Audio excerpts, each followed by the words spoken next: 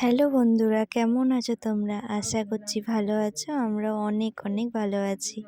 তো দেখো, আমরা সবাই মিলে টোটোতে করে যাচ্ছি গোপালমাঠ, দুর্গাপুর গোপালমাঠ শিবশক্তি ধাম। তো কে কে গেছো তোমরা? আমি এই প্রথমবার যাচ্ছি। এদিকে আমার বোন হাই করলো, আর আমার বোন, আমি, একটা দাদা, বর, পুচকু, বান্ধবীর হাজবেন্ড, বান্ধবীর বোন, মানে সবাই মিলে গেলাম। এখন ওখানে তিলক নিয়ে নিচ্ছি। আমার বাবু দেখো তিলক নিচ্ছে, কত সুন্দর। তো কে কে তিলক নিতে ভালোবাসো? আমরা তো কোনো মন্দিরে গেলে আগে তিলক নিতে খুঁজি, আর তিলক নিতে খুব ভালোও লাগে।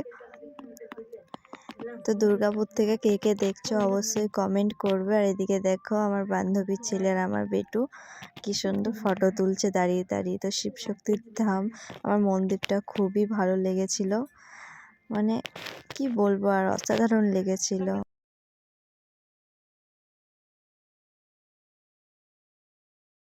তো চলো বন্ধুরা, বেশি কথা না বলে ভেতরে যাওয়া যাক।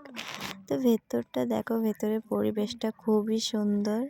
अरे तू रानी मैला की तेरी मेरी पार पड़े ना बेशक लिखी पहला की मैं भोला पर्वतकार तू रानी मैला की तेरी मेरी पार पड़े ना बेशक लिखी पहला की किसे राजा ते ब्याह करवा ले मेरी गैल मेरे पछतावेगी तेरी काया पड़ जा काली रे तेन याद मैल की आवेगी मेरा कंबल तक का ब्योत नहीं जाटे मैं ठर ठर कंबेगी मैं आंख तीसरी आला सू मेरे छोने किकर संभेगी हठ छोड़ देना गोरी मेरी रैन न गल्या की मैं जिंदगी ना दे सकता तन्ने राज्य छल्या की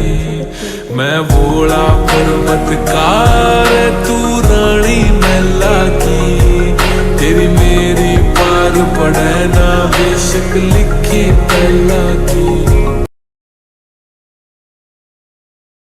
তো বন্ধুরা, আমি এখানেই ব্লগটা শেষ করলাম। আর যারা যারা দুর্গাপুর শিবশক্তি ধাম আসনি, গোপালমাঠ আসনি, তারা অবশ্যই আসবে, ঘুরে যাবে, অনেক ভালো লাগবে। Bye bye.